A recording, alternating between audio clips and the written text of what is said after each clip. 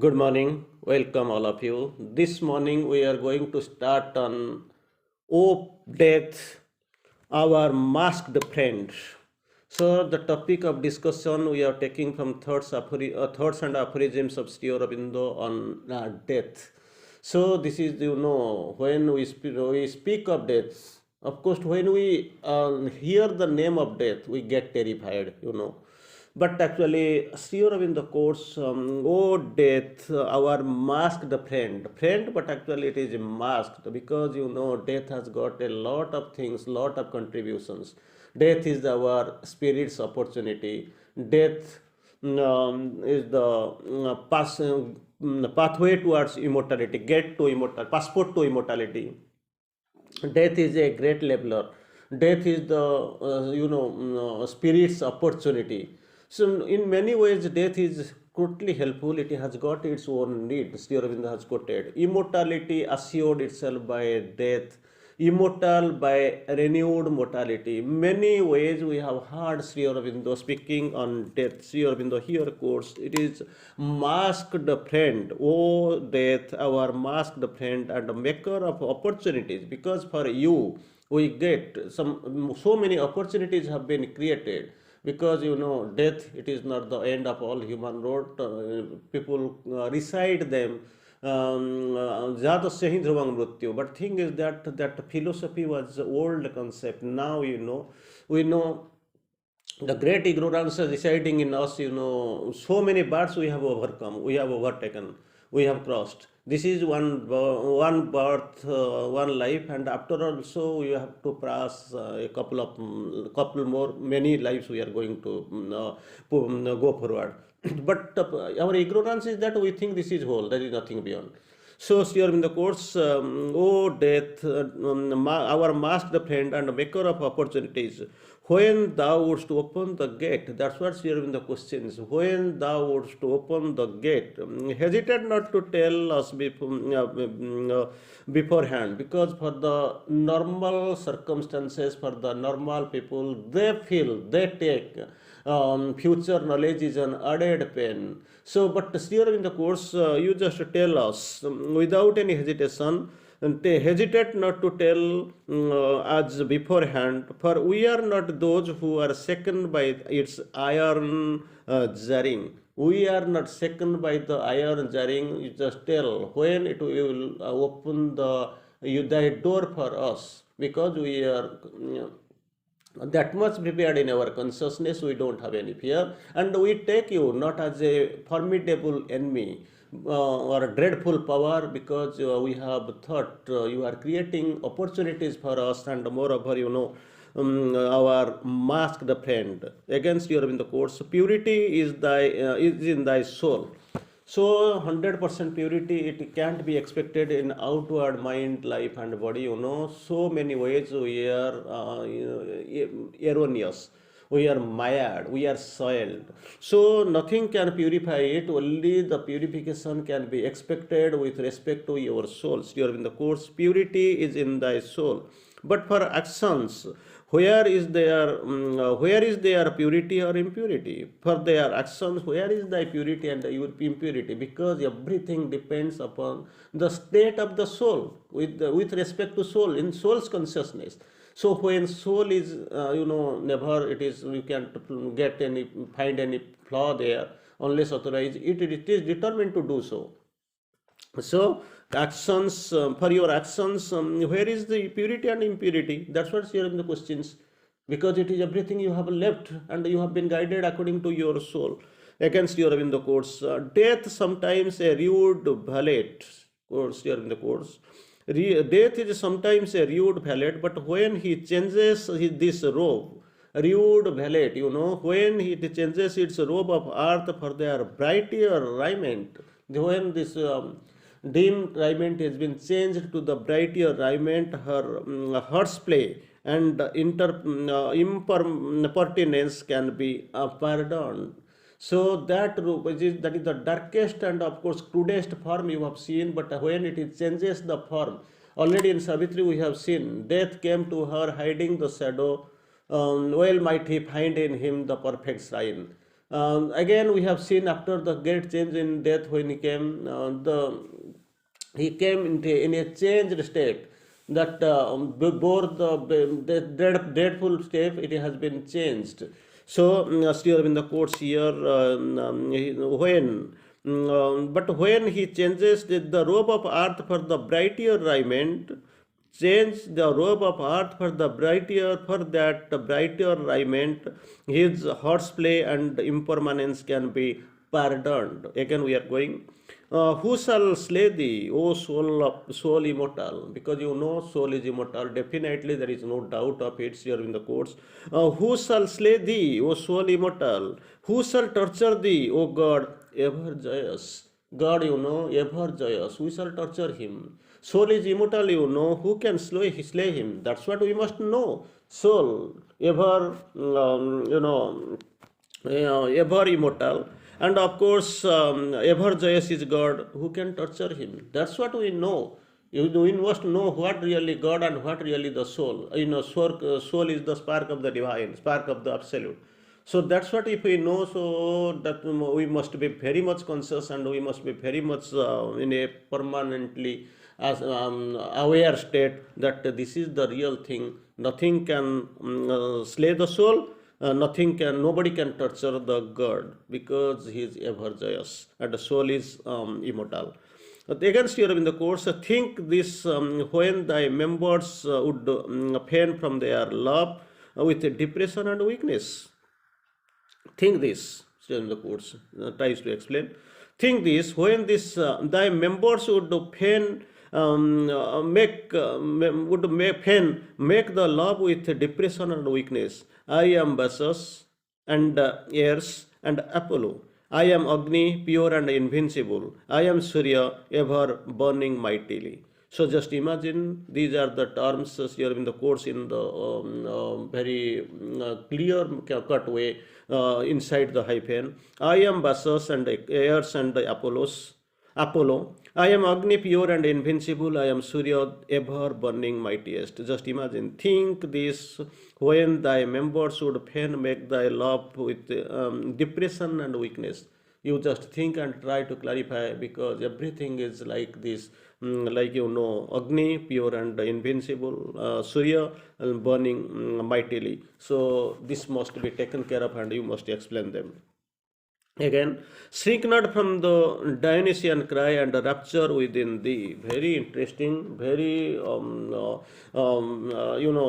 interesting ways here when the tries to explain it. Shrink not from the Dionysian cry and rapture within thee, but see that thou be not a straw upon these billows. But see, thou from the course, but see that thou be not a straw upon those billows. Shrink not from the Dionysian cry and rapture within thee. That is there, but actually not Sri Aurobindo's quotations, Sri Aurobindo's clarification, shrink not from them. Again, we are going to aphorism number 287. Thou hast to learn to bear all the gods within thee. Thou hast to learn to bear all the gods within thee and never stagger with their inrush or break under their burden. So break under their burden or never stagger with their inrush because they will come, they are there. Thou hast to learn to bear. Learn to bear. That is the most fundamental concept you must understand. Thou hast to learn to bear all the gods within thee, But problem is that we are moving and searching God here and there. They have got their own interest and they have got their burden. So we must learn to bear all the gods within thee. So, and what we have to do from our side? And never stagger with their interest or break under their burden. That's what if you are capable of, if you know if you are learned, then most of the times you feel things have been clarified, and of course you will find easy to bear the load, that burden. Again, Sri Aurobindo quotes in the in the next aphorism, mankind have wearied of strength and joy and called sorrow and weakness virtues. This is a very interesting thing you have to observe here. Mankind have wearied of strength and joy, worried of strength and joy, and called sorrow and weakness virtue, worried of knowledge and called the ignorance holiness, worried of love and called helplessness enlightenment and wisdom. So this is the in true scenario, in true way we find it is. Just imagine how really it works here. Sri Aurobindo quotes in one, compared one with the other. Here in the quotes, mankind, not one entire, it is as a whole, mankind have varied strength and joy, varied where from WEAR, where from the varied strength and joy, and called sorrow and weakness virtue. Again, varied again, second time here in the course, varied again knowledge and called ignorance, it's a holiness, worried of love and called heartlessness enlightenment and wisdom. That is what is going on, and it is true most of the times we see. It is not in not found in one or two or a single or person, or sometimes to be a group. It is the story of the mankind. Again, Sri Aurobindo goes forward. There are many kinds of forbearance. There are many kinds of forbearance. I saw a coward hold out this cheek in the to the smiter. Sri Aurobindo quotes here. Again, I will try to quote it. There are many kinds of forbearance. I saw a coward hold out his cheek to the smiter. I saw a physical weakling struck by a strong and self-approving bully look quietly and intently at the aggressor. I saw God incarnate smile lovingly on those who stoned him. These are the real scenario, and everybody is frightened. Everybody is having the another thought, second thought, or third thought. But here in the quotes, I saw God incarnate smile lovingly when those who stoned him. Already we have seen so many great incarnations, either crucified or stoned, or somebody is there, like we have seen even the vibhutis and the great sages we have seen in most of during the passage of time. The first was ridiculous, the second was terrible, the third is divine and holy. That's what a brief comparison. Of course, it is a great comparison. Sri Aurobindo quotes, I will try to quote it again. Sri Aurobindo quotes, there are many kinds of forbearance, many kinds, not one or two. Number one, Sri Aurobindo quotes, I saw coward hold out his cheek to the smiter. So this was first. Then we can find the second one. I saw the physical weakling struck by a strong and self-approving bully look quietly and intently at the aggressor. Third, I saw the God. I saw the God incarnate smile lovingly as those who stoned him. So three kind of forbearance is here in the course. Number one is coward. Number two, physical weakling. Number three, the God incarnate.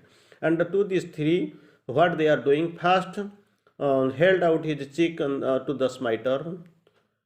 Second, physical weakling we have seen struck by a strong and self-approving bully look quietly and intently at the aggressor. That is there, that weakness is there, but God incarnate smile lovingly to those on those who stoned him. So the first one, to the first, it is ridiculous. Second, terrible. Third, the divine and holy. So again, we are going just to see this type of forbearance have been explained beautifully, and this example is also very noteworthy. So it is noble to pardon thine own injuries. It is noble to pardon thine own injuries, but not so noble to pardon the wrongs done to others. Of course, it is noteworthy. It is a beautiful one, brilliant one. We have to see. It is noble to pardon thine own injuries. Noble. Own injuries you must pardon him. But not to know the not noble to pardon wrongs done to others. If you have done to others, it is not noble to pardon. Nevertheless, pardon these two, but when needful, calmly avenge. Very interesting. Suppose somebody has done a injury to you, so you may pardon. But thing is that if the injury is done to others, never pardon. It not to be pardoned. Next here in the courts, nevertheless, pardon these two, but when needful. When needful, pardon. As you have known, Gandhi is told, I don't want to prosecute my assailants. That is a different term, that is a big term, that is a generous term. Again, calmly avenge when it is required. Again, we are going forward. And when ascetics massacre, beautiful. When ascetics massacre, it is an atrocity. When the European, it is military exigency. Then appreciate the distinction and ponder over these world's virtues. Just imagine two kinds of things Sri Aurobindo quotes here. When first the Asiatics, yeah, this is a comparison between Asia and Europe. When Asiatics massacre, it is a atrocity. When Europeans, it is a military exigency. So appreciate the distinction and of course ponder over this world's virtues. What really is in the course? Then what really the world's virtue? Just compare, because this is a great comparison between Asian way of working and of course European way of working. It is not the working but a misworking, malworking. So here in the course. Just imagine what is the world's virtues. Again, watch the two indigently righteous. Watch the two indigently righteous. Before long you will find them committing or condemning the very offense which they have so fiercely censored. Naturally, it is a good thing. We consider most of the time in life we face this type of things. Watch to the indignantly righteous. Watch to this the two indignantly righteous. Before long you will find them committing or condoning the very offense which they have to fiercely censored. Again, we are going, that is a very memorable aphorism we see from Sri Aurobindo. This is 293. There is very little real hypocrisy among men. Real, Sri Aurobindo quotes, this is very little real hypocrisy, very little real hypocrisy among men. True. But there are a great deal of diplomacy and still more of self-deceit. Very interesting we have to see. First Sri Aurobindo told us that is we have seen little, very little real hypocrisy is among them. After latter, it is true. But actually problem is none, greater deal of diplomacy and still more, greater deal of diplomacy and still more, Sri Aurobindo quotes, well deceit. The last of the three variants, first one is hypocrisy. Second, we can field real diplomacy. Third is self-deceit. Among the three, Sri Aurobindo quotes, the last of the three means self-deceit, what you find here. The last of the three varieties, conscious, subconscious, and half-conscious. The last of the three varieties, conscious, subconscious, and half-conscious, but the third is the most dangerous. Most dangerous, Sri Aurobindo quotes, self-deceit, that is Sri Aurobindo quotes actually this is the most dangerous. Again I will try to read it, of course, in the way of in the process of our explanation. Sri Aurobindo quotes, there is a very little real hypocrisy among men. True, it is there. Little real hypocrisy is there, it is true, we know. Second, great deal of diplomacy, it is there. Third, and some we find still more of self-deceit. Sri Aurobindo quotes, last of the three varieties, conscious, conscious, subconscious and half conscious. But the third one is the most dangerous, that is self deceit. Again, we are putting forward to 294. But be not deceived by men's show of virtue. Most of the time, when we find people in expressing the virtues here in the course, be not be deceived by the by men's for a show of shows of virtues, neither disgusted by their open and secret vices. Open, so two things are about the virtues and vices here in the course. Be not deceived. Virtue we see, we get deceived. Be not deceived by men's show of virtues, neither disgusted by the open or secret vices. These things are the necessary supplings as a long transition period of humanity. This is these things are the necessary supplings in a long transition period humanity. Again, we are going to the last page. Be not repelled by the world's crookednesses.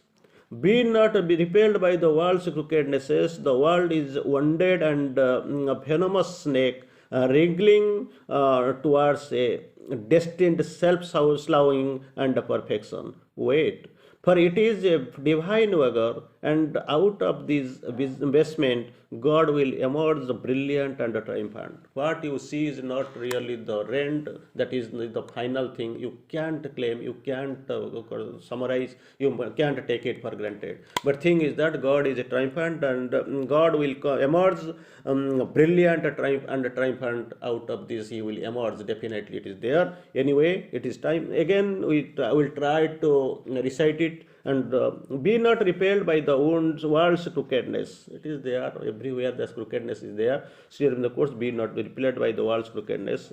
The world is a wounded and venomous snake, wriggling towards a destined upsloughing and perfection. Because it is going towards the perfection. Of course, it seems unsloughing perfection. Wait.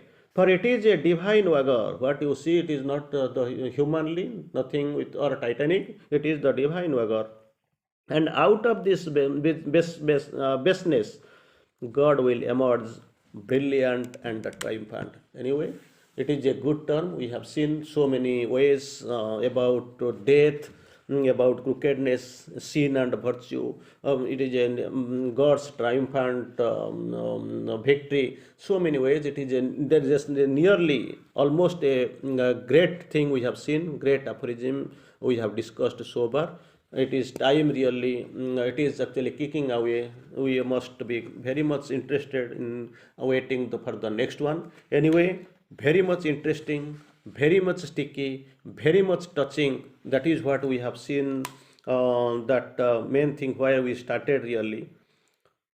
O death, our masked friend, and the maker of opportunities, when thou wouldst open the gate, hesitate not to tell us beforehand, for we are not of those who are shaken by its iron jarring. Anyway, here to stop. Vande Mataram.